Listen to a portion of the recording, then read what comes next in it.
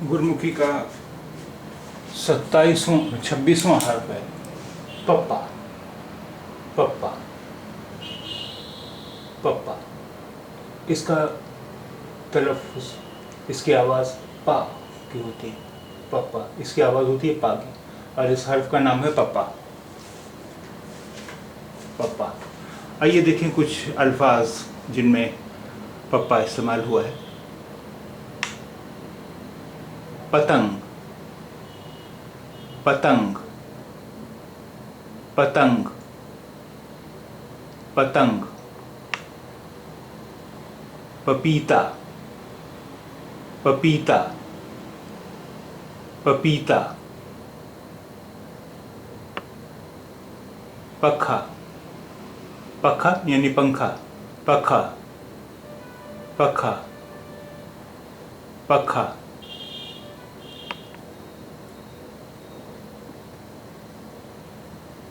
पग, पग यानी पगड़ी, पग, पग, पग यानी पगड़ी। पिंड, पिंड यानी गांव, पिंड, पिंड, पिंड। अब पंजाबी का 27वां हर्फ है फफ्फा, फफ्फा,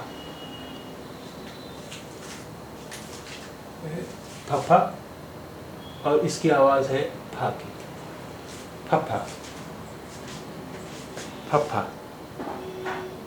आइए देखें कुछ अल्फाज जिनमें फफ्फा इस्तेमाल हुआ है। फुल, फुल यानी फूल, फुल, फुल, फुल। अब देखिए ये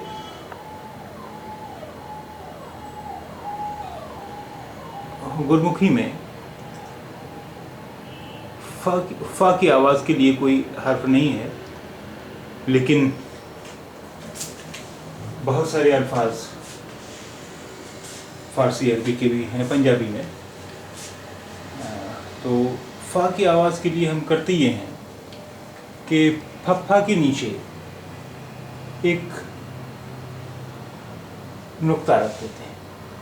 ये देखिए यहाँ पर ये नुक्ता रखा हुआ है, तो इससे फा की बजाय ये फा की आवाज़ देता है। फफ्फा के नीचे अगर नुक्ता हो तो फफ्फा फा की बजाय फा की आवाज़ देता है। अब देखिए ये लफ्ज़ है फ़कीर, फ़कीर। हालांकि उर्दू में हम फ़कीर लिखते हैं, उर्दू में फ़कीर लिखते हैं, लेकिन पंजाबी में गुरमुखी में फ़कीर लिखते हैं। तो ये है फ़कीर, फ़कीर, फ़कीर।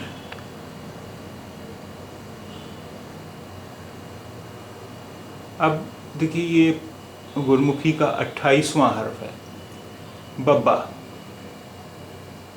बब्बा, बब्बा। इसकी आवाज़ बा होती, बब्बा, बब्बा की आवाज़ होती बा। तो आइए देखिए कुछ अल्फाज जिनमें बब्बा इस्तेमाल हुआ है। बलद, बलद यानी बैल, बलद, बलद, बलद। बांदर, बांदर यानी बंदर, बांदर, बांदर, बांदर।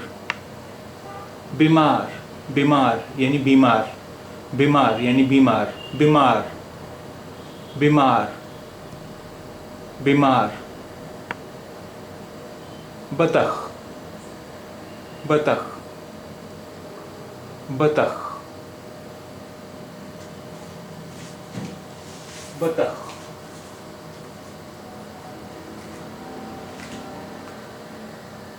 बतख।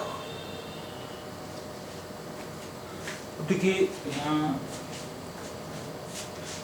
इस हर्फ की आवाज़